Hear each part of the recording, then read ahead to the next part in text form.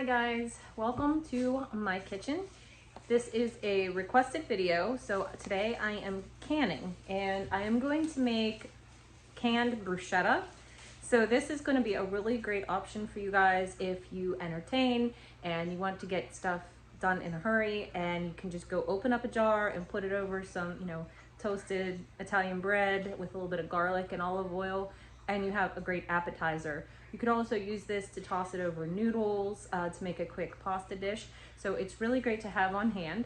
And this is really cool because a lot of people grow cherry tomatoes in their garden and then they don't know what to do with them. You get so many, they're so prolific, and then you just have an overabundance.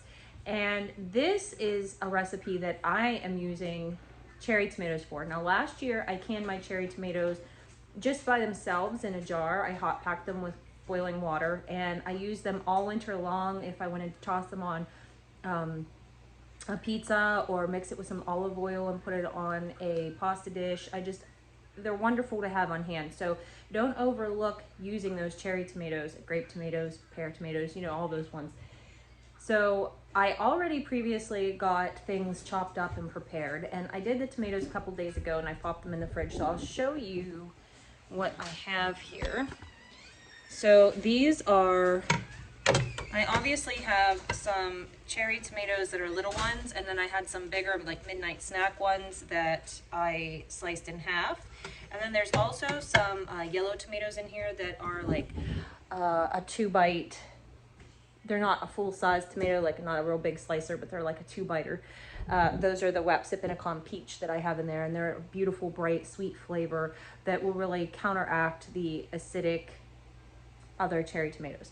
So also, while I have this stuff all prepped, when I'm prepping to do canning, I also get my water in my pressure canner, which is right over here. Yes, I have 2 stoves, don't judge me. It's because I can a lot. But I have my pressure canner over here, and this is we're water bath canning, but I do use my pressure canner to do water bath. So I can show you how we do that. But when you water bath, you obviously want enough water that will cover your jars with an inch of water. So I get that started early, that way when I'm ready to put the food into the jars, it's ready to rock and roll. The other thing I have going over here is in my oven, I have the jars sterilizing. So there's many different ways to sterilize your jars. But for me personally, I just like to wash them really good in hot soapy water. Even if they're clean, I wash them again. While they're still wet, I put them on a cookie sheet and put them in a 230-degree oven, and I leave them in there for 20 to 30 minutes, and that's great. And you don't have to boil them in hot water or do any of that. So the jars are in the oven, the water is getting ready to boil over here in the pressure canner, and that means we need to get going cooking this recipe. Note that I am using this book, The Complete Book of Small Batch Preserving, and it's by Ellie Top and Margaret Howard. I got this at Layman's earlier this year and I really enjoy it. It is the salsa bruschetta style recipe that's in here, and I am adjusting it just a little bit. I'm not putting as many onions as they call for, but I am using and I'm not using the shallots because I don't have any on hand right now, but I am using everything else. This recipe calls for Italian plum tomatoes. Of course, I'm using my cherry tomatoes. Once you get comfortable canning, you can kind of twist recipes around a little bit to suit your needs. So I'll show you the rest of the recipe, the ingredients for the recipe right over here. And I'll just lower you guys down because I already have everything here. Okay, so under the towel here, and we're just going to go ahead and put it in the pot as we go. I have my onions and my garlic already chopped up and ready to go.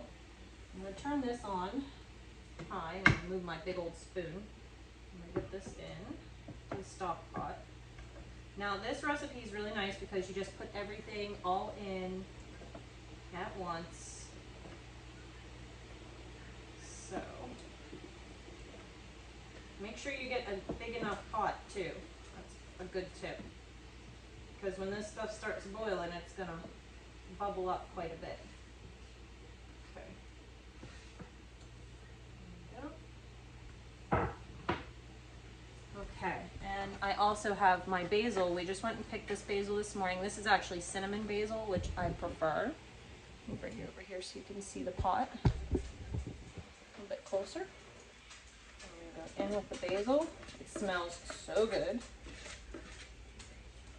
Okay.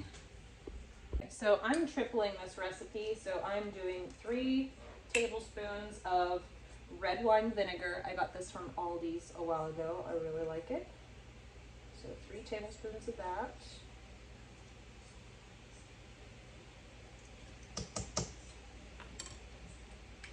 And I have to go in with 3 teaspoons of lemon juice, which I have right here. I get these in bulk at Sam's Club. And you get like 2 big bottles and they last for what feels like forever. So, woo! Okay, let me just shoot the lemon juice across the room. Nothing to see here. I'll go a little heavy on the lemon juice, that's okay. Dang it, now I'm gonna have to wash my tea kettle again.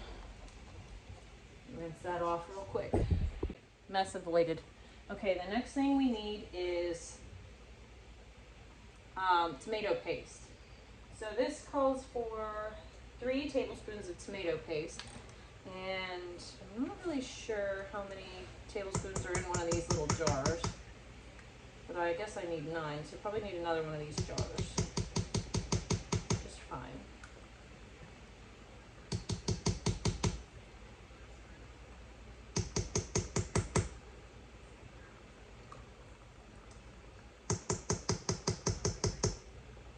Yep, it's about 6 tablespoons in 1 jar. So I'm gonna put you guys on pause for a second and I'm gonna run to my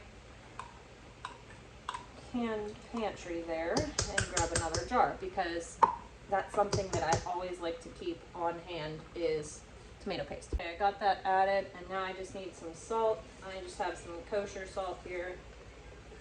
That's really to taste. I don't really measure that. And some black pepper. I do not have a grinder, so I'm just going to use the old-fashioned can. Just give it a couple little douses there. Now we can mix it up. I'll bring you guys over so you can see. Okay, everything's in here now. We're just going to give it a good stir.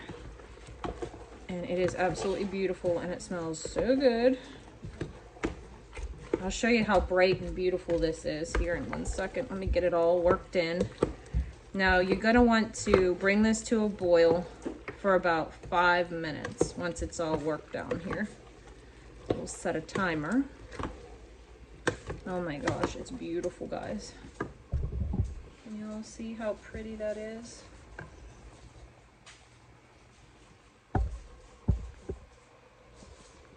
Here's our setup. So we have our bruschetta here, which looks fantastic. And then I have my sanitized jars, which I'm using these ones. They're not quite a quart, but I think they're so pretty.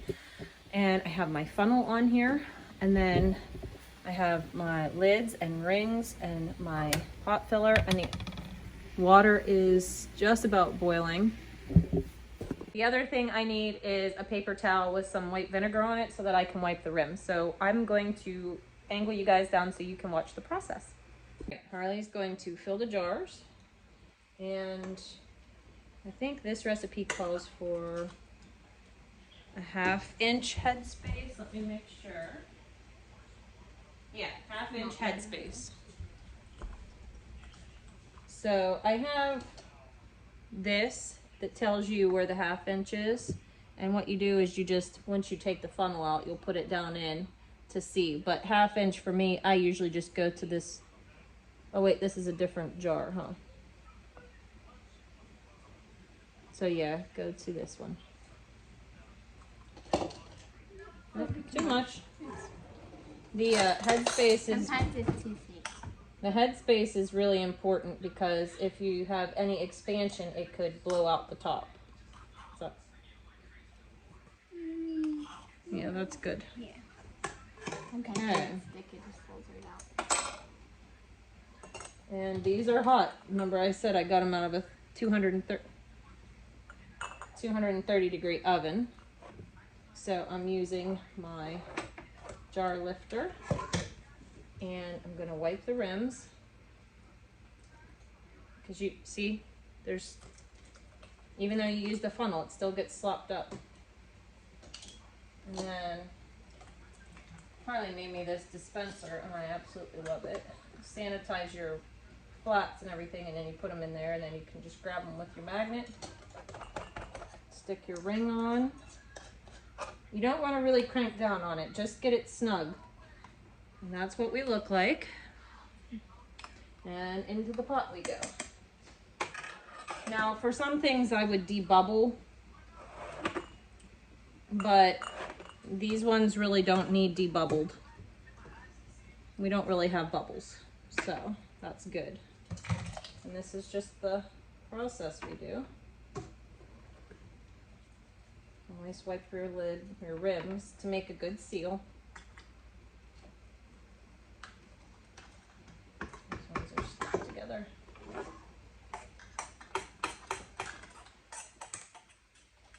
I'm gonna make sure it's all in that jar. Oh, I got me magnet. And that's that. So I will turn this back on when we're all done. So I didn't get quite 8. This would have been the 8th one, but see how you don't get your head space that you need? It should be up here. You don't want to can this, so just put a temporary lid on it and you can let it cool, stick it in your fridge, and then use this one right away. And even though I'm on my carnivore diet, I did snag the tiniest little bite, and oh my gosh, it's so good. The cinnamon basil gives it this sweetness, and then the acidic from all of the tomatoes, and then the garlic and everything. And once this really cans in there at a high temperature and it all melds together flavor wise, this is going to be spectacular. 10 out of 10, recommend this one for sure. So I'm going to get this canner in here. Now I'm going to show you the water bath, how the water covers and everything, so hold on. Okay, so you want about 1 inch of water above these lids, which I have just about 1 inch exactly.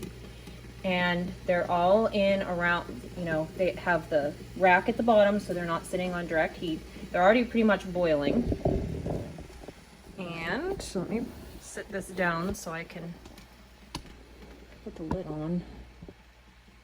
Now, like I said, I do use my pressure canner lid, but I won't weight it. I won't weigh it down.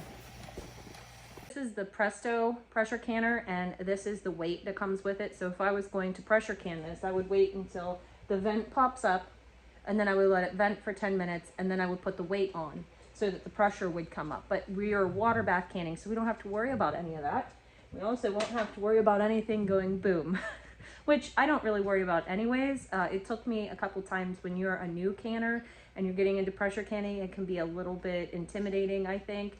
But I've done this many, many times, and I think I've got 2 broken jars, and they didn't even explode. The jars just probably had an imperfection in them, and they just kind of broke, which stinks because you lose everything that's in it, but you don't have anything explode. I think when you hear the stories of things like that happening, it's because when people were pressure canning, they didn't have enough water in there, and maybe they were pressure canning something for 95 minutes, and then, you know, the water kind of evaporates a little bit. If they didn't put enough water in there, that's going to happen.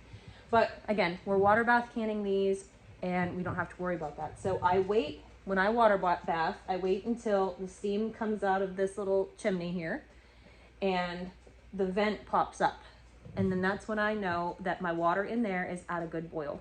And that's when I start my timing. You want to make sure that your water has come up to a boil before you start timing. That way you get the proper temperature for the right amount of time. So this recipe, I have to boil it for 20 minutes.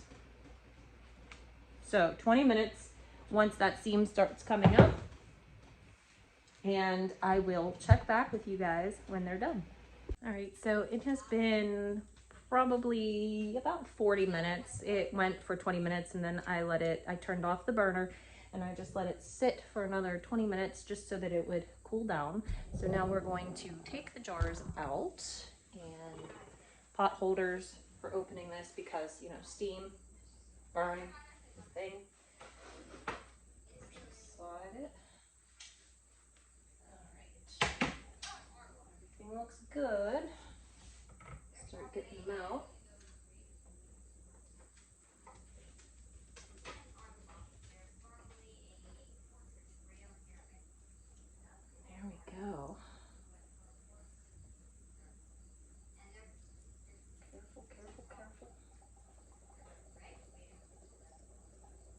start to hear them popping.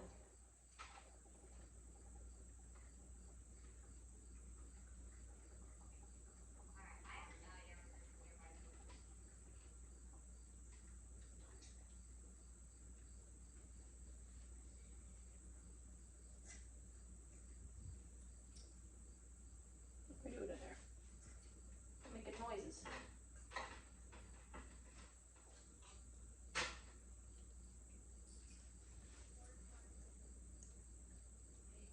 I think this one's cracked. This one's broken. That stinks when that happens. Let me get a bowl. Okay, actually that one is not broken. It was bubbling out of the top, which probably means that lid's not going to seal. There's a couple things you can do if your lid's not going to seal. You can wait until it cools down, take the rim and the lid off, wipe it off, and go ahead and try to pressure can it again. Or you could just wait and use it. So I'm probably going to recan this one when I do my tomato sauce because it'll process for the same amount of time. And I already have some of the bruschetta and I don't need any more out right now. So that's probably what I'll do, but I'm gonna wait to confirm that in a minute.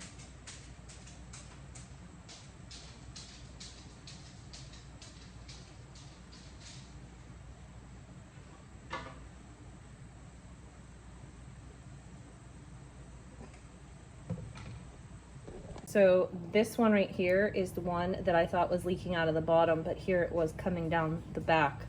So this one probably won't seal. The rest of these should start popping any minute. And look how pretty.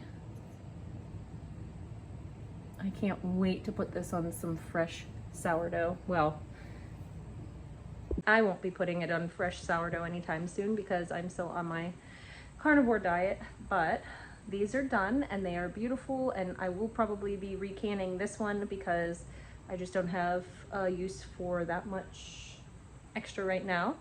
But yeah, so let me know if you guys are gonna try this recipe.